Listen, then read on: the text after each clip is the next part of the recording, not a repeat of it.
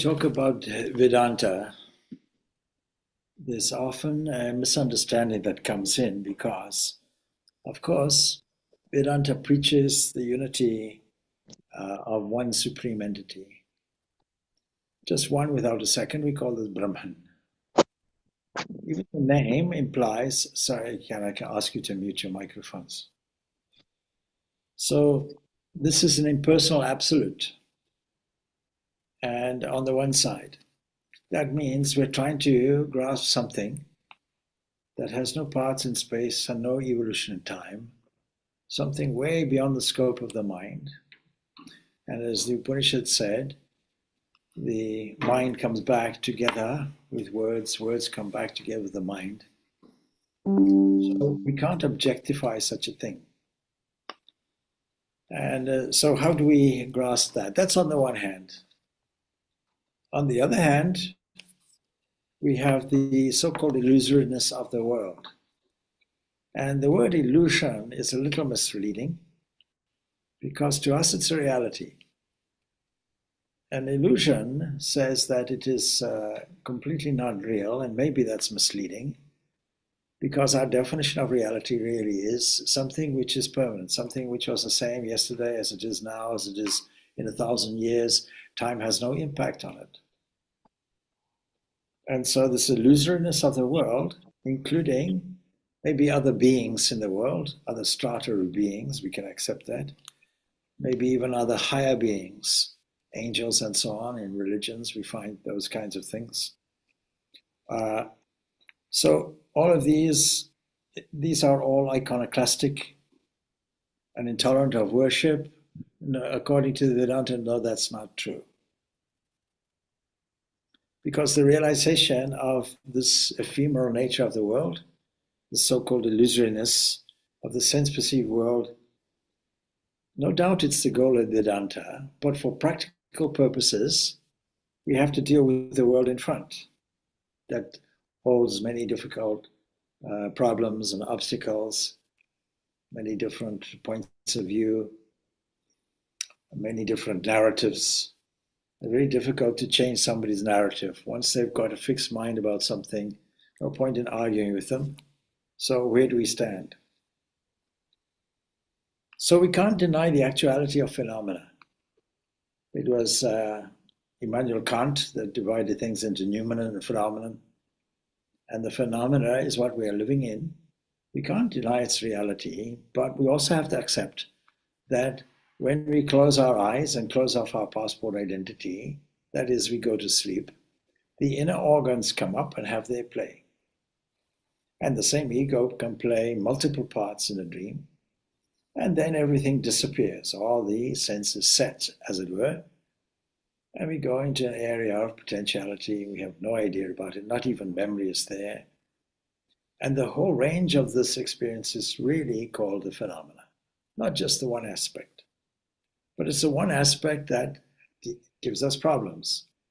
Our problem is consciousness that normally flows through the sense organs to the sense objects, gives us difficulties. And so if we have a philosophy, it has to be a practical philosophy. There has to be a technique of dealing with all these things and getting around the obstacles nicely. And so as long as we remain ignorant, then the world is real to us. So to say that we are Advaitins is a very nice idea, but for practical purposes, for operational purposes, we are dualists. And we have these pairs of opposites, good and evil, righteousness, unrighteousness. If you ask why is there evil, how do you know there's evil? Unless you can compare it to something that is not evil, something that is good. So we have the sense of morality. Regardless of whether you believe in a God or not, there's something called a conscience.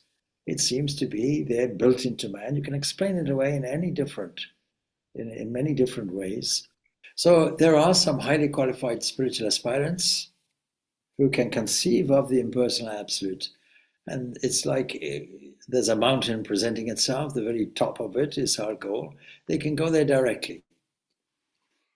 they immediately arrive there where they don't have to go through a structure. But most of us have to go through a structure.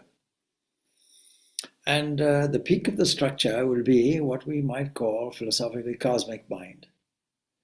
We have to bear in mind that the Samkhyas have this range, these various categories.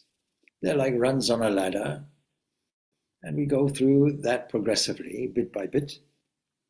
So the one who can seek Brahman and realize it directly by meditation, well, that's very far and few.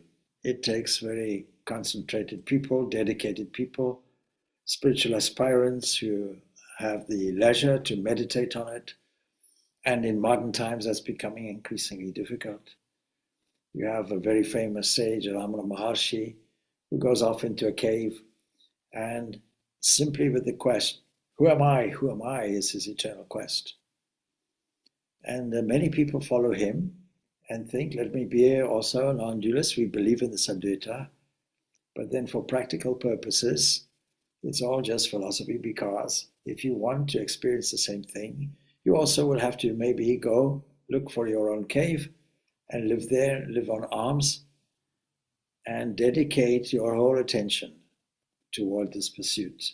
And soon something will open up, the path of jnana. But for the rest of us, the approach to the impersonal reality lies through a personal God. And if we go up the rungs of the ladder, as it were, we see these various categories. Those categories will be 16 in number. 5 sense organs, 5 organs of reaction, 5 objects, and the mind, that's 16. And then there will be 5 wavy things, 5 subtle elements. And we are told in the Avyakta Samhita that if we actually, if we know these subtle elements, then immediately we will attain liberation, because we have discovered the ephemeral nature, the other side of the coin, the relative world, in its grace form. And then, of course, there's all self-awareness that goes with it. So you have another 6 things, another 6 items. And then they all come from a cosmic mind. What is this cosmic mind? It's a personal God. Now, it's not our imagination, it's the highest manifestation that Brahman has to offer. It is never under any illusion. It is God. So when we talk about Vedanta, we talk about Brahman and so on, we have to ask, where's the place for a personal God? And it's there for most of us. And reality lies through this personal God. Therefore, this personal God requires worship. We call it Ishvara. And I think every religion that you can think of understands the process. You take all your energy, all your attention, your whole being, and it's there in Judaism and comes through in Christianity. Deuteronomy says it, what is the highest commandment? Jesus asked, and he quotes Deuteronomy and says, love the Lord your God. How? With all your heart, mind, soul, in other words, with your whole being. Physical being, mental being, the whole thing. And Sri Krishna in the Bhagavad Gita calls it fixing. Fix your attention, fix your mind on me, he says. Fix your mind on God. Is it easy? No, it's not. So this personal God is recommended at the beginning of spiritual life, and worship, devotions, expressions, artistic expressions, enable any beginner to fix their mind on God and strengthen their power of concentration as a result. And so as long as a person regards himself as a psychophysical being, that is somebody with a body and mind complex, then is not fully aware of this Atman that sits within, or pure spirit as his true self. Bear in mind, only 3 propositions are there in the Vedanta, that Brahman is the supreme, Brahman is only one without a second. Any thought of any second will fall into the relative world and is called Mithya. And the Atman, that self in you, that fundamental essence in you, is one with this. Now there are other variations, because Ramanuja will say we are part of it. And Madhva will say we are dualistic. We're dualistic. And so this is also a supplementary process. But we start off with dualism. And then as we advance in dualism, we feel an intimacy whereby we are able to think that we are a part of this, not separated in any way. It's not that we are standing here and God is standing somewhere else, as if he was standing outside the circle of interest, bringing him in on a Sunday, let us say, or Sri Krishna tells us there are 4 types of worshippers. The person who's in distress and absolute trouble and cannot resort to any other means of relief, resorting to the highest principle of God. There's that type. Another type wants more knowledge, more information. It's the head type. And then another type wants more enjoyment. Let me have wealth, let me have money, let me have this, let me have that, as if God is a supply agent. Now, all of these are valid worshippers because their attention is partly dedicated to this Ishvara, to this God. But, you see, the last one will be the one that worships just for the sake of worshipping, not considering God as a supply agent, not considering any deficit in me that I need to get supplied by this all-knowing cosmic entity, this personal God, the creator God that rules the universe, this Ishvara that makes everything run in a certain rhythm, a kind of clock, as it were, that is wound up nicely, precisely, that runs in harmony. And when disharmony arises, a mechanism is included to adjust things and balance things again. That cosmic balancing power comes in our theology as an incarnation from time to time, from age to age. Yada yada hidharmasya. From age to age, I come just to restore the harmony.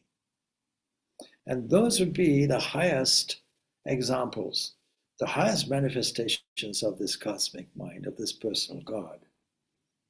And therefore, it is those historical versions that we look to: Buddha, Jesus, Krishna, Ram, Krishna. So we would like to ideally meditate on the Atman, on the pure self, as our true self, because that is how it is. But we cannot effectively meditate on the impersonal reality. And the 12th chapter of the Bhagavad Gita will explore this and say, that kind of meditation is good, yes. Which one is good, that one, or the one that fixes their mind and that worships the personal? Both are valid, both are true, but the best is the ones who worship. Why is that? Because it's easiest and it's sweetest. Now, every system you can think of requires discernment, what we call viveka. In English, we call it discrimination, but discrimination comes with, there's racial discrimination, there's gender discrimination, all that. That's not what we mean. What we mean is sorting things out, knowing that the world is a whole mix of reality and unreality, of the absolute and the relative, of Brahman and of that manifestation. And so the clues to the absolute are there in the relative also. When we want to supplement our position with happiness, it's because our nature is bliss. If we want to know something, it's because our nature is consciousness. If we want to live and survive, even at the lowest level, even the biological level, even the bacterial level, it is because we are existence itself. And we have to also bear in mind that all of this comes in 3 ingredients that bind us. And so when we look at life, we can categorize which one of these binding elements is dominating at any one time. And when we look at the mind, we'll see which one is dominating, which one is makes us dull, lazy, which one makes us like no better than a rock or iron, and which one makes us enthusiastic for our own benefit. These three gunas, these three binding forces are there, and we can describe them as, you see, in the idea of ignorance. If we are not alert, for example, in Africa, then we are lunch for some creature. That kind of inertness and inattention, we can say, dominated by tamas, ignorance in its thickness. And then the one that is diving toward it and getting the lunch will be rajas. At least it's got its lunch. When you come across a dangerous animal in the wild, let's say of Africa, then you might be a tourist and think a lion makes a nice photograph, but from the lion's point of view, he's looking at you as lunch. And then, of course, there's sattva. And sattva engages a different way of looking, elevating the mind. Conscious of his many weaknesses and limitations, the first thing then for a devotee is to make an assessment, take stock. Divine Mother, as we call her, Sharada Devi, says, if you want peace of mind, don't find fault with others, rather find fault with yourself. So conscious of all our many weaknesses and so on, John the Baptizer there in the Gospels is asking repentance, because only when we decide that we have these weaknesses, and then we have room for adjustment. And it starts off with ritualistic bathing in his case. It's not that you are dirty, but it symbolizes purity.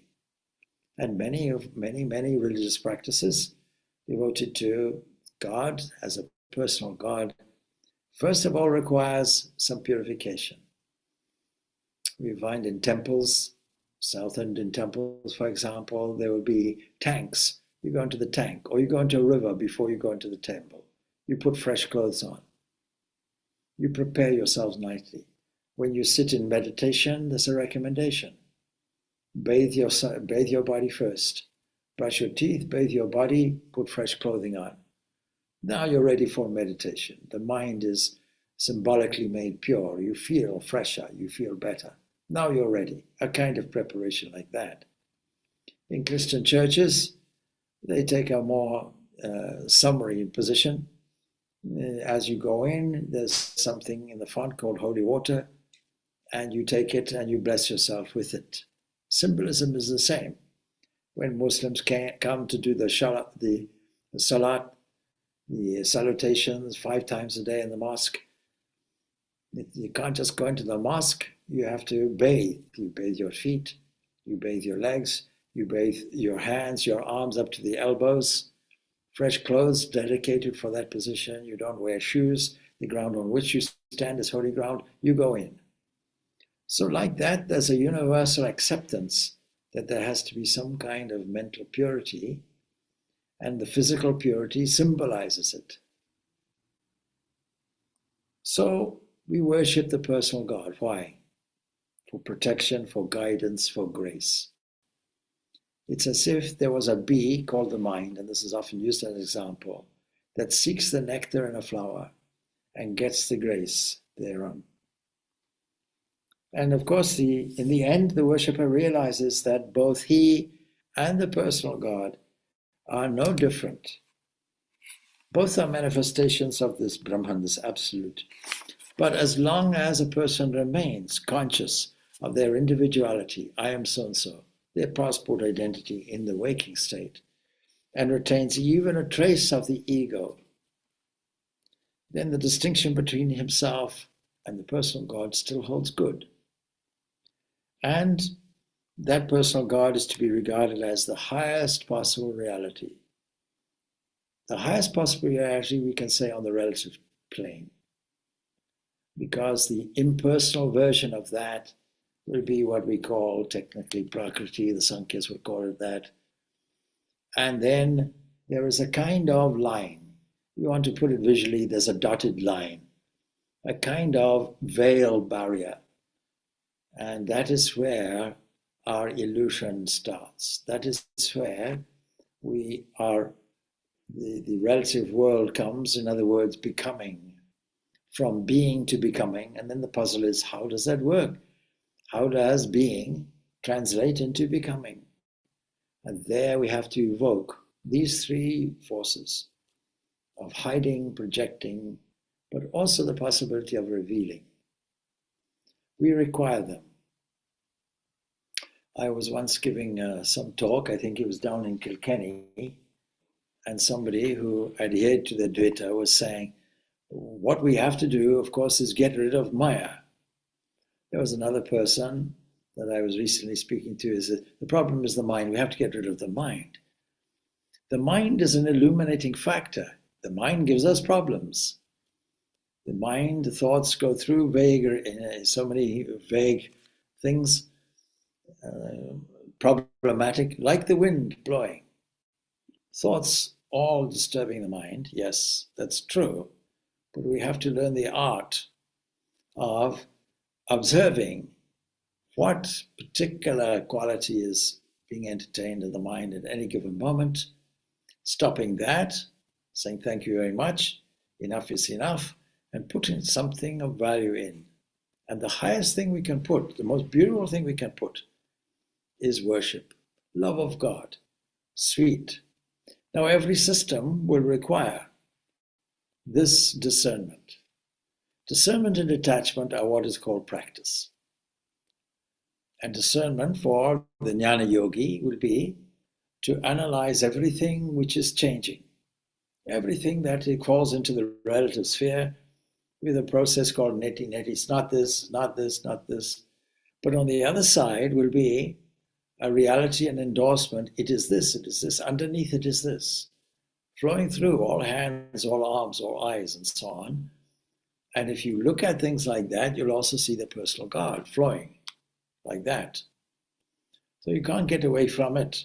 In meditation, two types are there, but even the impersonal meditation will require some kind of image there. It might be a vast horizon. It might be space. It might be the sky. It might be air. It might be something like that. Still, we require that image making as long as we think or we operate within space and time, name and form. So the highest manifestation is our personal God. And the personal God, the highest reality on the relative plane. And from the standpoint then of what we call nama rupa, name and form, a toy lion and a toy sheep will be different. But they're both made, in this case, of clay. They cannot be identical, and yet substantially they are the same. And similarly, from the relative standpoint, a devotee and the personal God, though both are admitted by the non-dualist to be manifestations of Brahman, they cannot be identical. You can never say, I am one with God, I am God. That would be a kind of heresy. It would be a complete misunderstanding. But I am one with Brahman, that would be an absolutely true statement. So, the same lion and sheep, reduced to clay, lose their identity, and in the same way, a person devoted to the personal God will ultimately realize their oneness. It'll be reduced, as it were, to the ultimate cause. It'll dissolve, as it were, into the ultimate cause. The ultimate cause is Brahman. Brahman not being a separate thing. Brahman being the substance. Brahman being what we call in philosophy not only the efficient cause, but also the material cause. We don't have to look for another material cause. There's not God and his creation. And so for us, who are victims of ignorance, there is a need for prayer and worship. And the kind then of viveka, or discernment, that occurs with the devotee will be a slightly different type of thing. It won't be an elimination, neti, not this, not this.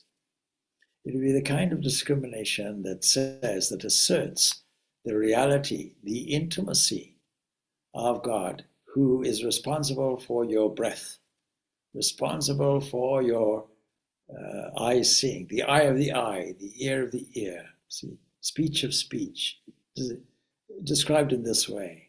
It's more intimate than breathing. An intimate companion that knows everything. We don't have to sit before it and give a big report of the day. I did this, I did that, highlighting only our successes. Not like that. Someone that is our protector. Someone, some supreme person that is our protector, that is our guide, that is our grace supplier, that makes the crooked path straight before us. An intimate entity that can be regarded more intimate than a child, more intimate than a parent, more intimate than a friend, more intimate in some cases than a lover. These are the various bhavas that can be used. And so the Vedantic aspirant, the symbolic nature of the personal God, is pointed out from the very beginning. Sri Shankaracharya, the proponent of Advaita non-dualism, makes sure that in all the 4 mats throughout India, the 4 points, Dwaraka, Puri, Jyoti Mat in Badrinath, and Sringeri and so on in the south, all of them really engage in worship, ritualistic worship. You might say, but they're non-dualist. Yes, but they recognize the value. And so the reality behind the divinity is, of course, the impersonal absolute. The whole relative universe and all material objects are manifestations of the absolute. The personal God is the highest manifestation. Personal God is not a creation. You find the silly argument from neo-atheists, for example, who say, well, God created everything. Who created God? It's not a created entity. It's a high manifestation, the highest manifestation of the absolute. It's not the creation, it's not the imagination of the human mind. He is real. He's as real as the universe. And when through self-control, meditation, the aspirant becomes less and less aware of the universe, less aware of his egocentric position, he sees more and more of the absolute, more and more of the nature of the personal God reveals the ultimate absolute. And in the end, there's a mystic union. In the end, both the worshipper and the personal God merge in the absolute. And so, from the realization of the personal God to the knowledge of the impersonal truth is just a short step. And so when we're not absorbed in communion with the absolute, non-dualists show a very exalted spirit of adoration, love, salutations for the personal aspects of this divine spirit. And so, what is the sweetest way? What is this discernment, this discrimination and this detachment? What is this practice for the bhakti? The practice for the bhakta will be an attachment to the personal God. Attachment to the personal God will result automatically in a detachment from the material world. And a discernment will be this discernment that says, I'll elevate my mind increasingly to fix the mind on God. And what is called abhyasa yoga, constant remembrance, constant practice. Knowing that we are suffering from forgetfulness, our antidote is remembrance. And how do we remember? But in the sweetest terminology. And so many, many hymns are designed for us to elevate the mind in this way.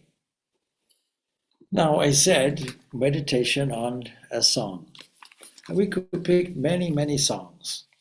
But in the evening when we do vespers, there are some songs we sing. And I sat down with a devotee one evening, and we went through the typical songs that we sing. And if we shift the name a little bit, these songs can apply to any aspect of the personal God. And so that's the song that I chose. But it could be any song, because in every religion, more or less, there is this singing. The Sufis in Islam sing. They not only sing, but they respond to music.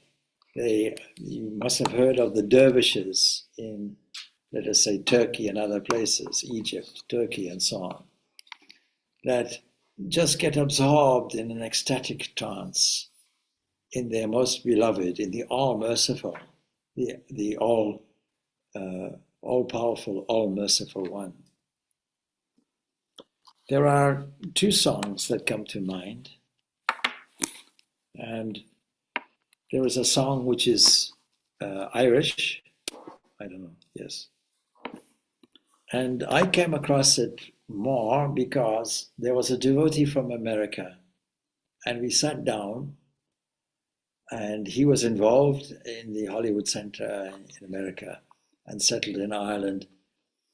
And he said, surely you've heard of this song, but it's an Irish song. And it's in Irish. I'm not going to sing it in Irish. I'm not going to sing it at all, actually, because I respect your windows and glassware. But the words. And then when there's something about singing, therefore. And if it's done in a spirit of feeling and meditation, then it shifts the mind, it elevates the mind, and assists in this discernment and this detachment. Fixing your mind on the Lord. Now we have many examples, of course. We have the example of the troubadours, in the balcony, serenading their lover. We have human examples of this. And music is an intrinsic part of our cultural life.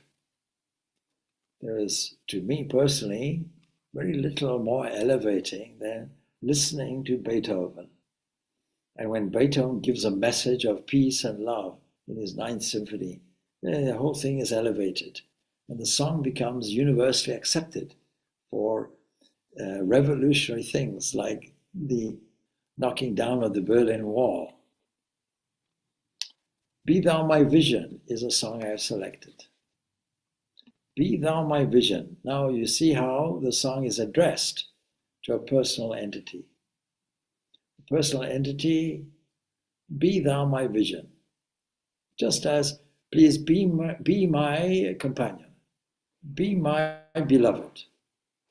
Be my vision. That is, be the one that inspires me in the future. Be the one that enables me to see you everywhere. Who am I addressing to it? O Lord of my heart. Lord of my heart, not Lord somewhere out in the clouds, but Lord who is intimately here. Naught be all else to me save that thou art. Nothing else will save me except your presence right here. Thou my only thought by day or night, constantly thinking of it. How often should we repeat God's name, the form of japa, constantly, 24 hours of the day? The Holy Mother has said, how many times will we repeat the mantra? 15 to 20,000 times a day, she says. Now, if you calculate that, that's pretty much the whole of the day and the night. Waking or sleeping, thy presence my light. You may be practical and say, well, you know what? I need sleep as well. Yes, as you fall asleep, you sing it. Sing it. That is, you put your feeling into it. Very often people sing songs that have no meaning. They have a meaning, of course, but it requires your attention being fixed to it. And by attention, from the devotional point of view, it means your heart, your feeling, your emotion. Waking or sleeping, thy presence, my light, that is the one that lights up everything. You see this universal understanding. Let there be light. light of the world. All of these images are there. In the Rig Veda, we see how some prominent mantras are given to that light giver, Agni, fire, the one that ignites life, the life giver, and also the intermediary. Be thou my wisdom. So first of all, be thou my vision. Now be my wisdom. Be my guide in the first place. May I see you everywhere. Secondly, be thou my wisdom. Be thou my true word. We were discussing dental things before we recorded and so on. And I was saying, well, unfortunately, I became a fool when my wisdom teeth went. But be thou my wisdom. Be thou my true word. Because you see, false words come from false thoughts. And false words and false thoughts result in, unfortunately, ignorant actions. All the trouble in the world has come from ignorant actions. I ever with thee, thou with me, Lord. There's no separation. When we feel that God is not present with us, when we feel desolate, when we feel alone, it's not true. It's just our attention is pitched somewhere else, probably toward poor me, victim.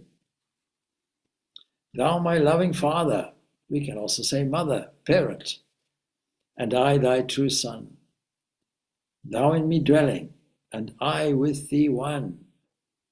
Even though there can be a separation and a beauty and a delight in it, ultimately we are so close that ultimately we are one. We feel it. Riches I need not, nor man's empty praise. Most people require it. Most people think they require it. Most people require empty praise. Most praise is empty. Oh, you did well. What is it designed to do? It's like a flat tire being pumped up. Oh, we feel so grand. Inflation. And somebody criticizes you or knocks you or suspects that they think badly of you, this deflation occurs. But I don't need of those. Why? Because thou art my treasure. When? Well, now and always.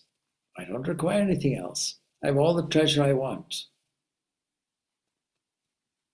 Heart of my heart, whatever befall, thou art my vision, O Lord of all. That's a very beautiful, beautiful hymn. Now, of course, it can be sung, and just with everything else, it can be simply sung as through kind of rote learning or something like that. But these songs, when they're put out, they hold a deep, deep expressive meaning. Rumi, Rumi is a songster. The famous musicians and songwriters, let us say, of South India, Tyagaraja, singing songs. Even the non-dualist, Adi Shankaracharya, will be singing songs. Bhaja Govindam and Shambho, Mahadev, all of these, and other beautiful songs to the mother. So, the beauty, why should we deny the beauty of it? Now, when we sing the evening, we can see what these words also mean. First of all, we are stating, we adore thee. Not only do we adore thee, but we know that you can break all the bondages of our ignorance. In an instant, you can do it. You yourself can do it. Why doesn't it happen? Maybe I don't trust it. But I am now asserting, yes, you do it, and you can do it. And when mankind comes to know you, you'll be honored by all mankind, not just by those people who worship your particular form. And not only are you personal, but you transcend all attributes. You're pure being. You are the absolute. And you're also the divine person, the personal one with attributes as well. Both. We can't separate the two. Now, it took a long time, maybe some 300 years, for Christians to sort out the nature of Jesus. And they came to that one conclusion. They came to the conclusion that not only is Jesus the transcendent being, one with the Father, but also the one who is the Son who comes down, as it were, descends. Redeemer of all our ignorance. And you are the adornment of the worlds. Wherever we look, actually we will see you if we have eyes to see. When we go and take people on a mindful walk, afterwards I ask them, did you see God? They would have to say yes, because we're highlighting the beauty, and the beauty that is behind the beauty. Not only the creation, but the creator. Pure consciousness condensed as an object of worship. And your very eyes, if we look at them, they're sanctified by the flavor, if you like, or the collyrium, as it's called, of jnana, of pure knowledge. Knowledge meaning absolute wisdom. What do they do? What do these eyes do? They shatter, they are capable of shattering the delusion of our ignorance just by their look. So we have a prayer. Lord, I'm looking at you. Please look at me. And as soon as you look at me, I'm sure you will shatter all my delusion. You are truly an ocean of luminous and lofty spiritual sentiments, ever lashed into waves of inebriating love, because there's no other love that can compare. All our human love is tainted. But this divine love is not only flowing and constant and pure, but it is inebriating like a drunkard. Like a drunkard is inebriated, we can also be inebriated, and that being is inebriated by pure love. Even your holy feet, if I imagine them, if I worship them, even your holy feet, they are devotion's reward, because they can carry me across this world of phenomenon, what we call samsara.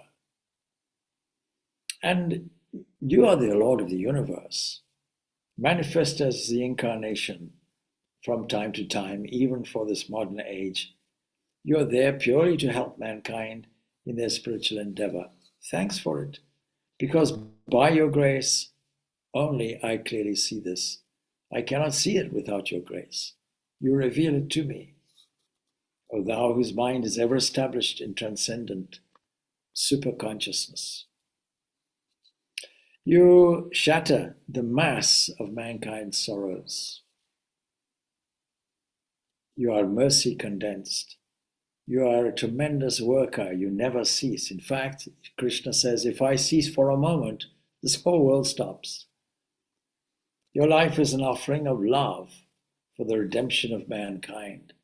We see that as the personal God coming down, as it were, descending as an incarnation. And you are a power that shatters the bondage of this modern age, which we can consider to be an age of distraction. You are the conqueror. When you are here, you are the example of conquering the two biological directives which hold us back, namely lust and greed. And you're the spurner of all enticements of sensuous attractions. So, because of this, please bestow on all of us, on everyone, unflinching love for what? Just for your feet. You have shown us through your incarnations how you are a renouncer of the highest kind, example of the noblest of mankind. Even a saint will show us the noblest virtues. Why do we study the lives of saints and the lives of divine incarnations such as Buddha and so on? It's because they show us an unblemished example of your own infinite possibilities. One person having done it, we can all do it. Your mind is above all fears, devoid of all doubts, firm in its resolves, innocent of pride of birth and race.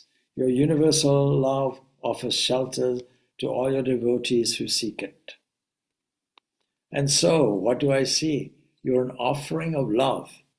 When we see this personal God, what will you see? We'll see that we are recipients of a flow of love. You're the paragon of same-sightedness. You don't blame anybody. You don't criticize anybody. That's up to humans to do.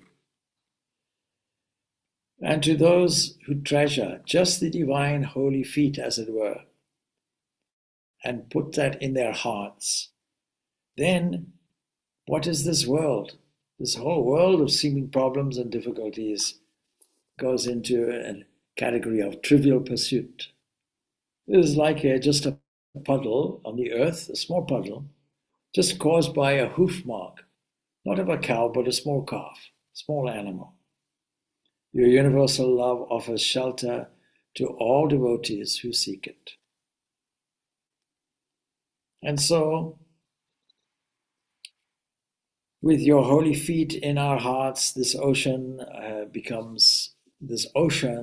puts the phenomena, makes it pale into insignificance. So who are you? You are light of lights, ever resplendent. Where? In the cavity of the heart. The Upanishads give us a visualization for it, of the size of a thumb. So your presence, what does it do? It destroys our darkness, the darkness of our ignorance. And so let us sing. How will we sing? We can take drums, we can take musical instruments. And if we don't have any of these, we can sing. And if we feel we cannot do that, internally we can do it. And this interaction makes our heart sing anyway. Makes our heart jump. You know, in human love, the heart jumps. We know it's chemicals. But it starts off with a thought. It starts off with a feeling. It starts off with an expression. It starts off with an openness. It starts off with the elimination of any self-centeredness, all concern for the other. So that is the one hymn that we sing in the Vespers.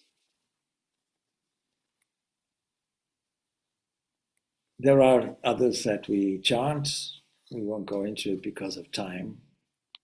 Well, we might go into some of it. So we can say, you are what? You are the Supreme Being, indicating by whatever sound, whatever mantra is relevant to that particular personal God. And that personal God is nearest and dearest, but it's also the truth, it's immutable. And it is not affected by the things that affect us, namely this Maya. It's not affected by these three binding forces. It's never bound, it's ever free. We have to admit that day and night we have failed to properly worship the delusion-destroying feet with a longing heart. This is what's required for the devotee, a longing heart. The longing heart is what will dispel this illusion. And firm determination. And so therefore, for that reason, I have found no other refuge in anything in life, not even in a friend. I only find refuge in you. And why? Because you're friend of the lowly and the lost in particular. And I feel lowly and lost from moment to moment.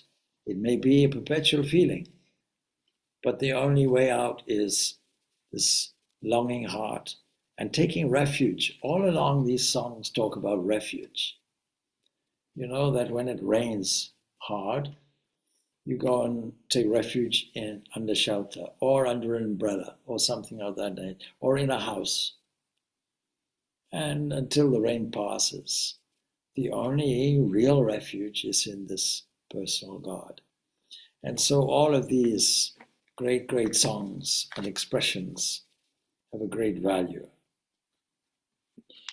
The Sharada Devi tells us this: a single utterance of the Lord's name is as effective as 1,000,000 repetitions of it, if only you do it with a steady, concentrated mind.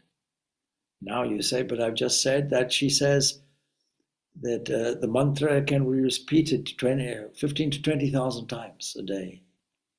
Yes, but why would you do it if it has no meaning, if it has no feeling attached to it, if it's devoid of emotion? When you call somebody's name and you have an intimate relationship with them, the name is called with love because you love that person, and so the image of it comes to mind. What is the use of repeating 1,000,000 times with an absent mind, she says. You must do this wholeheartedly. Then only can you deserve his grace. Spiritual practice, I've been doing this, I've been repeating my mantra, I meditate every day, I'm a good person, I give to charity, but still I don't feel anything, still I don't feel I have this grace that everybody's talking about. You see, because did you do it wholeheartedly? Or did you do it out of ritualistic necessity? Therein lies the difference. Again, some other advice. Well, what stops this heartfelt devotion? She says, don't puzzle the mind with too many inquiries. Don't ask why. Why this? Why that? Why not? What next? One finds it difficult to put one thing into practice. But who dares invite distraction by filling the mind with too many things? If the mind is pure, why shouldn't one get concentration? That's the only thing that's stopping it, you see. Why should not one have God's vision? After practicing japa, repetition of this holy name, for some time, one will find that as soon as one sits for meditation, the mantra rises up from within spontaneously without any effort. I had a visitor yesterday. He asked a question, but how can I meditate when as soon as I sit, jungle comes in, all sundry thoughts? And so here's the thing, concentration, purity of mind during the day. If you do it during the day, the vast majority of your life, then when you sit down for meditation, then it'll be all prepared, pure mind will be there. Well, we'll leave it there, I think. That gives you some ideas. So, and I see I have something in the chat. Who's the author of this song? Which song? I think it was the song of Be My Vision. I have no idea. It's a very old Irish hymn. In fact, I think it might have been written in Irish. It goes back a long way. Yeah. Yeah, no, you're quite right. That's the English version. But certainly, when we used to sing it here, one person used to sing the Irish version. Actually, if you are stuck for anything, then YouTube is your answer. And you'll see there the Irish version and the English version. Yeah. Beautiful song with a beautiful tune to it. Yes. You see, music is an immediate mood shifter. And especially, and it has the capacity to mobilize the heart very instantaneously. Music with rhythm echoes the heartbeat. So if you want to be agitated and angry, then you play fast rock music or something like that. But if you want to fit in with the divine mood, which is there, Gregorian chant does that, for example. And classical Indian music does it because they have ragas. That means, you know, every aspect of the day and night will have a mood to it. You know? If you play other music, you catch the mood of the composer. What comes to mind immediately will be Beethoven, where his whole range of moods is being exposed. And to the extent that he registers them as coming from the divine, you know, some inspiration like that. So it's one of the mood creators that I talk about when we give a meditation workshop. Because many people, why we don't meditate? I'm not in the mood. Well, you have to sometimes artificially create a mood creator. 18 mood creators are there. And one of them is, okay, play some music. Play some music that inspires the mind. Or chant some holy text that elevates the mind. Or read some aspect of scripture. Opening the text randomly and following the idea of, well, it's called Lectio Divina, that is, catch a passage, read it, reflect on it, meditate on it. So all of these are useful tools to elevate. What's your thoughts on music in yoga classes? Because I remember we spoke about Surya and you mentioned Gayatri. What do you think? Because I mean, I heard from different teachers different things. So one of them was like, you know, he said, I think you should only play in the music, and if you're gonna play an instrument, it has to be the Indian instrument. I don't remember the name, but you know, you open it and close it. And I was like, I think this is a little bit, you know, too much. Because, like, for example, I've got a kalimba. I don't know if you know, it's a finger piano, which is from Africa. And actually, I quite like to play the kalimba, and it seems that at least it works for me, you know, for people that have heard it like randomly, you know, not in a yoga class or anything, but just for the pleasure of listening to it. You know, it's a very, as you probably know, like very calming, you know, I think it's really beautiful sound. But like I've heard very different opinions in what type of music to use. So I'm quite confused.